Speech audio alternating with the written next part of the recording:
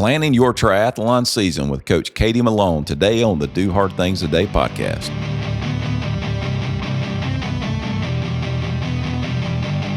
We are recording episode 91 of the Do Hard Things Today podcast, and we have a multiple-time guest, Coach Katie Malone, in the studio with us today. How are you doing, Coach Katie? I'm doing great. Thanks for having me again. Good.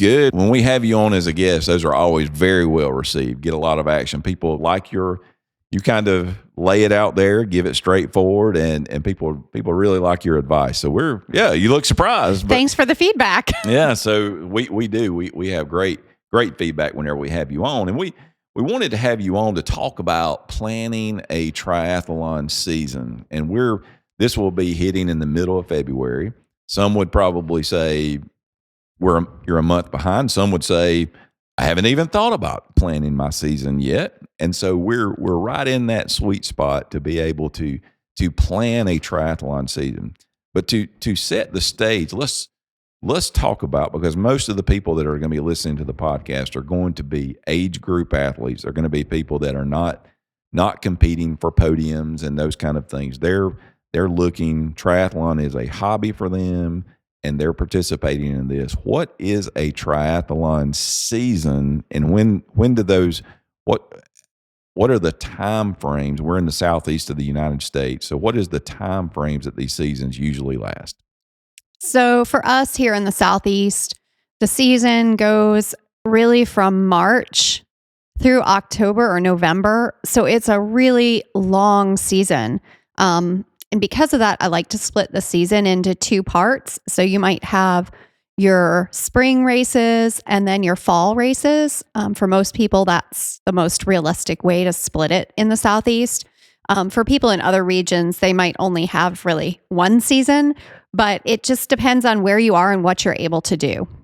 So when you determine, okay, this is what the season is, and so this is when triathlons generally start, and I guess most places are kind of like it is around here, where it starts with smaller sprint races, and then really getting over into May is when the bigger half Ironmans, full Ironmans start. And is it safe to say that most of the full Ironmans are going to be pushed to this? They're going to be really the second half of the year in the fall. Is that pretty accurate? Well, there are a lot of Ironmans that happen in the summer. And so if you're doing a race that starts in the summer, then you have to start your training a lot earlier in the spring or sometimes in the winter. Then there are the races that happen in the fall, which really gives you the spring and the summer to do your training. Much of that is going to depend on your schedule and your kids, because a lot of people need to work around summer vacations and that sort of thing. So I think it's important to kind of take all that into account when you're choosing your race before you've signed up, instead of signing up and then having to figure it out. In addition to timing, how much do the actual dynamics of a race and what's included, what kind of course, how much does that play an impact into what one should pick? Well, it really depends on your strengths and weaknesses. If you're a beginner and you have no background in cycling, you probably don't want to pick an Ironman like Lake Placid, which is going to take you up in the mountains.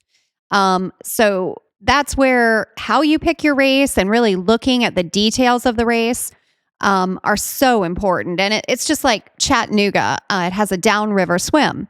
So that has you swimming in fresh water for either the half Ironman, which is in May, or the Ironman, which is the end of September. It's got you swimming in fresh water and you're swimming downstream, which is much more friendly to someone who is more of a beginner swimmer, someone who isn't as strong of a swimmer.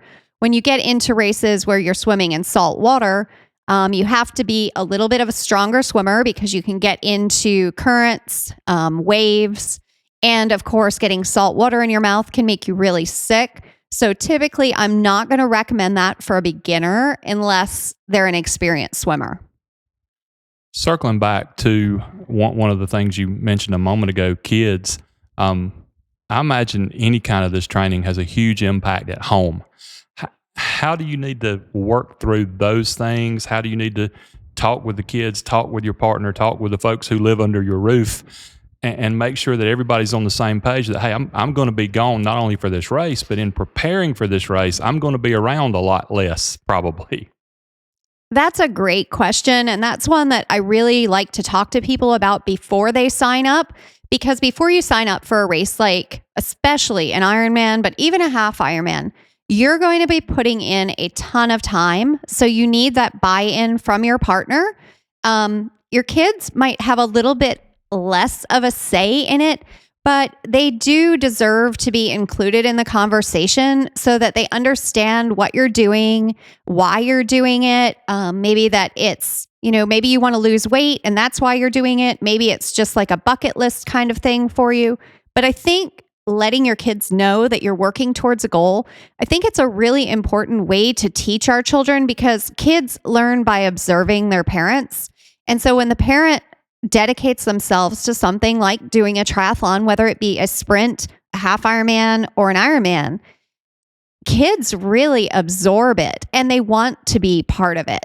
So while it can be challenging to train while you have children, I still think there's a lot of value in it. So first, you want to talk to your spouse, talk to the kids, let them know what kind of training time you're looking at. Second, I think, is being realistic with your planning of your days. You can train for a triathlon and have it minimalistically impact your family. That just means you have to be disciplined and you have to get up early in the morning and do your workouts. So in picking the race, you did an article for Pace Magazine, and it says pick the race, and talks about timing. We've talked about some of the other things, talked about the course. And what do you think is the most important factor? And I want to give you a couple of scenarios in picking that race. Is it necessarily the course, or is the most important thing the timing, and not the timing of not if the race is in spring or in fall, but the timing of that 90 days where the vast majority of the big mileage and time is going to be invested in training, of your availability at that point? What is the most important factor in picking a race? I'm definitely going to have to go with the most important factor with picking a race is the timing around your family schedule and your work schedule. And I know, Kevin, we have had this discussion before on a personal level. You have to look at how it's going to impact your family, what your family has going on during that time, because let's face it, you're not going to miss the important family moments to go do your training, or at least you shouldn't. That's my advice. You should not miss those moments. So if you have stuff like that coming up with your family, you have a child graduating from high school, or you have like really important sports events coming up for your kids, you want to kind of avoid that as your major training time. Yeah, and that is something, and I think it's very important to be honest about that, because sometimes we will, and triathletes in general tend to be people that think they can just take on more and more and more. And the facts are, you come to a point where you've got to make some choices. And generally, like for me, having 5 children, I'm always going to pick the kids over me, always. And then you try to add these things on. So for me, that timing piece, tried it several different ways, not successfully. And I think the timing piece has got to be one that, okay, your big training time has to be when the kids are not in school. And then the other piece for me is, and I think you have to take this on as well, professionally, fourth quarter of the year is a brutal time of the year for me. And so I have to look at that and figure that out. And so you think definitely that it is very important to figure out, because the training is going to lead to your success in the race. Yes, it's really that. I think another thing that has a big impact on it is the weather. I see some people, they're optimistic that they're going to be able to do a spring Ironman. But what happens if you're doing a spring Ironman, that puts you training in the middle of the winter here in South Carolina, which isn't terrible, but it's not really that much fun. You're going to be on your bike by yourself because your friends aren't going to go ride in the cold with you. So, really all of a sudden it kind of changes the dynamic of your training. It makes it a little bit more stressful and a lot less fun because you don't have as many people to meet up with to do the training. Given that, how much more important is it to be realistic rather than optimistic? Being realistic is everything. I'm all about an optimistic outlook, but you can have all the optimism you want. If you do not get those 100-mile rides in or those long rides in when you're training for an Ironman, or even if you're doing a sprint or Olympic distance, if you can't get those long rides in, you're already kind of setting yourself back mentally and physically because you're not going to have the confidence going into the race, which is going to make it a little bit less fun. And at the end of the day, we're all doing this to have fun. And if you're not enjoying the training and you're not, if you don't have some friends to share it with or at least pretty weather to be out in, it makes it a lot less fun. And let's face it, we're all bad at doing stuff that isn't fun. Well, and let's say that you have made the commitment. You've decided I'm going to do X. You may want to hit on what does it mean when people say A races and different things, and because you will hear people talking in that kind of terminology. But when you make that decision and you determine this is my most important race of the season, and here are the other races I'm going to participate in, what are the other factors that you need to start dealing with then? Maybe nagging injuries that you've had before, maybe things that have knocked you off course before, your weaknesses. You're talking about triathlon, it's swim, bike, and run. So, do you have a weakness there? What are you strong in? Those kind of things. Even looking at, and this is not self-serving, I believe in it completely. Do you need coaching? Those type of things. So you've made the commitment. What are the other considerations you need to take in? Wow, that is a really loaded question. Or there are like 5 questions in that. So let's... That demands 5 answers. Yeah, pretty much. Where to start with that? So first of all, I'm just going to go with the easy one to talk about the coaching. Coaching is one of those things where it is a luxury, but to not have to figure out what you need to be doing and to have somebody who is kind of your advocate to bounce ideas off of on a weekly basis, or to say, hey, you are off track. What are you doing? Why are you doing that? It can be very helpful, and also it cuts the learning curve. So obviously, I am a coach. I am all for coaching. I definitely have seen the benefit for myself. If I'm going to do something big, I'm going to work with a coach. I have a coach that I love. He's up in West Virginia. It's just a connection I made. And really, when you're working with a coach, you want to have a relationship and a connection with them. There are lots of online programs. Online programs don't necessarily give you much feedback. And a lot of times they're overloaded because they're expecting you to miss some of the workouts. Okay, so that was one question. And let me interject there, so it doesn't seem completely self-serving, because it's not. Because I know that's not your heart, but it is. I think you're a coach protects you from yourself as well, and helps to point out the things that you're. As everybody, if you start, I can promise you this: if you start a triathlon training program, there are going to be things that you love, that you're always going to do, you're never going to miss, no matter what. There are going to be other things that you absolutely hate. Okay, it's cold out now. I hate going to the Y and swimming.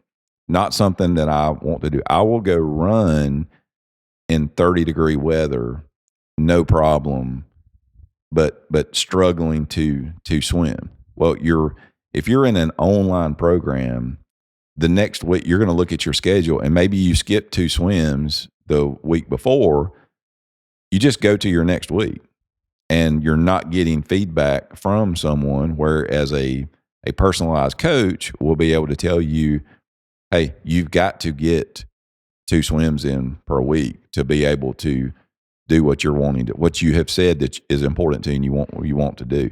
So it gives you that, and it also, I think, at times will protect you from yourself whenever you start redlining and getting to a point to where a lot of stress in your life, a lot of things going on where you may be doing more damage by going harder, and they can do that. So I 100% believe in it, and I think that it is something that if you're really wanting to do this and do this right, it's something that it is a luxury, but I would put it at something that if you can swing it, you need to do it. Well, I'll agree with you there, Kevin.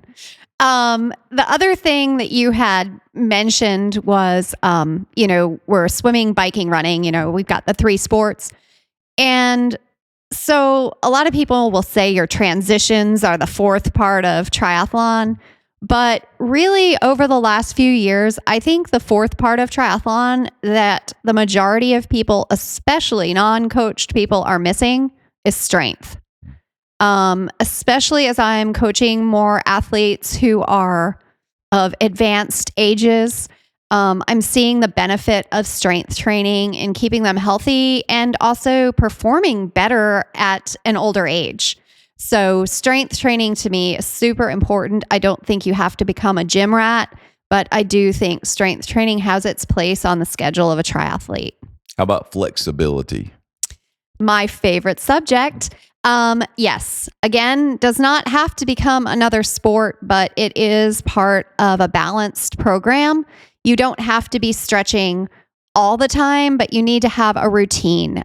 Personally, I like to stretch before I go to bed because it's something I can do on a regular basis. I used to say, stretch after you run. The problem is a lot of times after I've run, I'm at the track or I'm outside and it's not really, doesn't lend itself to sitting down and stretching. So I found at night after I've taken a shower or a bath, my muscles are warm. I can do my stretching. It kind of helps relax me and then go to bed. So it's a really nice evening routine. Takes 10 to 15 minutes. A lot of times my son will do it with me. So it's just kind of like a nice way to get something in that will serve you later. And we're not going to spend a tremendous amount of time on this because we're recording a podcast after this one called Self-Care that will discuss these things. But I will say, and I don't know if I won't fall into the aging triathlete category until May of this year when I turn 50. But I have started a flexibility, disciplined program that I'm doing daily. And when I told you earlier that I feel like it has changed my life, that's not overstating what it has done as far as my physical, the way I feel and the way I'm able to perform. So we'll delve much deeper into that in the next podcast. But what are the other things? Injuries, anything else that we should take into consideration as we're planning our season? So I think in planning your season, not that you want to plan for setbacks necessarily, but setbacks do naturally happen. You can either just get sick or you can have an injury that comes up. And those are things that mentally you also have to learn how to work through. You need to address them immediately. I always recommend to athletes, like if you're sick, stop working out. No good is going to come of you training like crazy for 2 or 3 days while you're sick and making yourself worse. You need to just stop yourself, take a break, go to the doctor, rest, get extra sleep, take a day off work, do whatever you need to do to get healthy again so that you can train. What happens a lot of times is athletes get sick, they continue to train, and it lingers for 2 to 3 weeks. And at that point, you have really impacted your training. So that's one thing that is important to kind of take into consideration. Don't train when you're sick. The other thing with injuries, address them as soon as they come up. If you try to run through your hamstring hurting, chances are you will get injured. And that's not an injury that you're going to get over in a week or 2. So you just want to stop right away. You can either go to an orthopedic or most of the time you can go to your physical therapist first.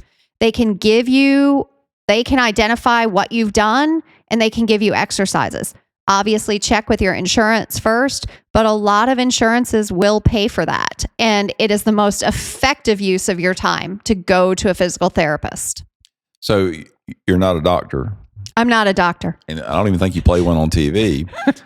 But how do you determine if you're going to start training, especially people if you're coming into this relatively off the couch or just getting back into, maybe you've taken 3 months off and you're getting back into this, you're going to have things that don't feel good when you wake up in the morning. Mm-hmm. How do you determine, and again, I'm not asking you to make a diagnosis, but how do you determine when it is, hey, I need to do a little bit more self-care, opposed to, I think I've got an injury here? That's a great question. So what I always recommend doing is before any workout, it does not matter what you're doing. If it's easy intervals, long tempo work, you want to do a warm up at a much easier, slower effort. Usually, if you have warmed up sufficiently, and I say sufficiently, that's usually 10 to 15 minutes in any of the sports. I like a little bit longer warm up. The older I've gotten, the more warm up I need. I need like 20 to 25 minutes to feel warmed up. If I can go through that 20 to 25 minutes just super easy, and whatever I think might have been an injury is still hurting, I can still feel it, it's just not right, I have to trust myself that I need to stop, or I need to jog home easy, stretch, or go see the physical therapist. You don't want to just ignore it. You want to trust yourself. And that's one thing that I see so many athletes, they have these issues. They know they have them, but they just don't trust themselves to stop. Yeah, and that is tough. And I think the warm-ups, that's another thing that I have really tried to discipline myself on the last few weeks of, because I would, especially on the trainer, and you get into problems as we start looking at data of, I love riding the trainer and I love putting out power. And even if nobody's seeing it, you're looking and do you really want to do, I will look sometimes at the schedule like, I don't want to do a 15-minute warm up where my power's at 130. I don't want to do that. I want to, let me warm up for a couple minutes and then let's jump into it. That's not good. There's a reason for warming up and doing these things, and you're just asking for injury and not doing that. So I think I'm glad you said that about warming up and doing these things, because it is, you can get yourself in trouble. And I think, again, that's another good place to have a coach that can help you through these things. It's all about learning to get in the habit and creating habits that are going to serve you going forward. And you have to be disciplined to get into that habit, because I know, like, sometimes, you don't have a lot of time. You don't want to do the stupid warm up. But if you don't do the stupid warm up and you get injured, then it's on you. And so that's where, when I'm creating workouts for my athletes, there is always a warm up in every single sport you do. Even if you're going into the weight room to do some strength training, you need to do a 5 or 10 minute just like movement prep workout. Yeah. And these things, again, the self-care, the warm-ups, these other things are things that you just can't, it's going to take time, but you can't leave these things to chance and then end up, like you say, you get a real legitimate injury, then you could be out. So the race is picked, all these things. We talked about this a little bit off air with, it's not just about picking a race and signing up for the race. Let's assume that has happened. What are the other things, if you're going to a race, this is part of planning your season, what are the other things logistically you need to do? Let's say you're going to Lake Placid in the end of July. What do you need to do to ensure that you're going to have a good experience once you get there?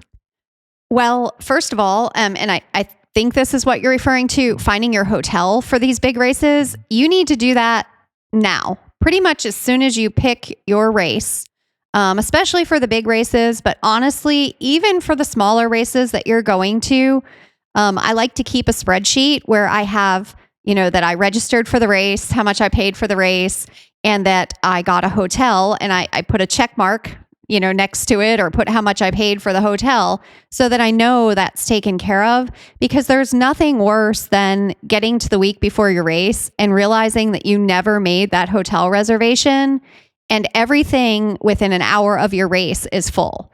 So if you make those plans just right up front, get it taken care of, keep a spreadsheet, you take that stress away. Anything you can do ahead of time to take the stress away is going to help you perform better on race day. All right. So planning your race season, anything else that we need to cover for planning a race season? We went through your article, and I think we've covered all the points of your article. Well, I'm coming back to one of the questions you asked before about the A, B, and C races. Yes. Because I forgot to answer that. So with A, B, and C races, that is a very common way to kind of label your races for the season. But typically, depending on the level of athlete that I'm working with, any race for me that is a true race, I'm going to label an A. Now, if we have like Ironman Lake Placid coming up, and you have, say, 3 or 4 sprint races that are just part of the local series, I might label those B because they're not as important to me. I'm not going to give you a lot of taper going into them. Your workouts are going to be pretty much the same for the week. I might give you 2 easier days before the race. Then you do the race, and then you have another big day of training. Or, if you have an Ironman, you might ride 100 miles on Saturday and do a sprint race on Sunday. So there's not really a lot of taper there. It just depends on the person. But so that would be a B race. The A race is your Ironman. Then C races, you are getting, it's just like another workout on your calendar. I don't have a lot of those because typically I want athletes to go to a race to race so that you get practice actually racing. I feel like racing is one of those things where people think, oh, I'll just do my one race and I'll be fine, which you might be. But I would much rather see athletes do some of the local races that we have in South Carolina, the South Carolina Triathlon Series. Use those as practice. Use those to hone your skills and really make any stupid mistakes you're going to make at those races where you didn't spend a lot of money to do them. They're in your backyard. You don't have to travel far. Use those. And then, when you get to your A race, you're ready to go. You've got a routine down. It's all smooth. Yeah, because you're going to get amped up, especially if you haven't been racing much. Even you go to a local sprint, and before the race starts, you're going to be amped up. Your adrenaline's going to be pumping. You're going to be high heart rate. All these things are going to be happening. So it's a good opportunity. I will say this: don't be the person, if you are training for an Ironman and you're going to a sprint and you ride 100 miles on Saturday and you go to a sprint the next day.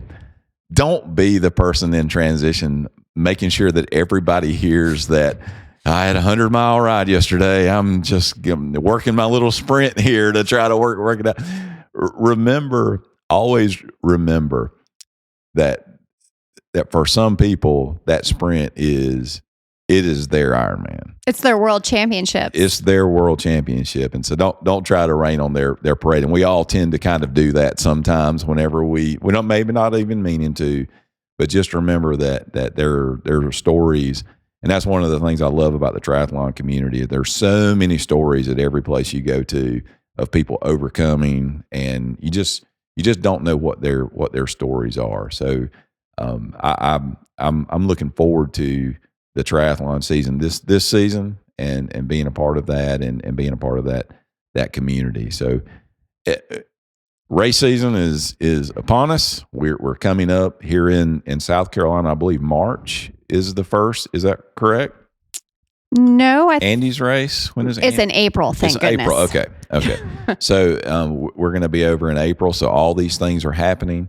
I would just encourage you to how can they, if somebody wants to get in touch with you, what's the best way to find you and get in touch with you? We'll include this in the show notes. It's malonecoaching.com. Okay. MaloneCoaching.com. Go there and you can find everything you need to know. As she has said in the past, it can be a conversation to start. May fit, may work, may not work, but she'd be willing to have that conversation with you to see if it was. I know that she's tremendously helped me in many ways. And so I would be a huge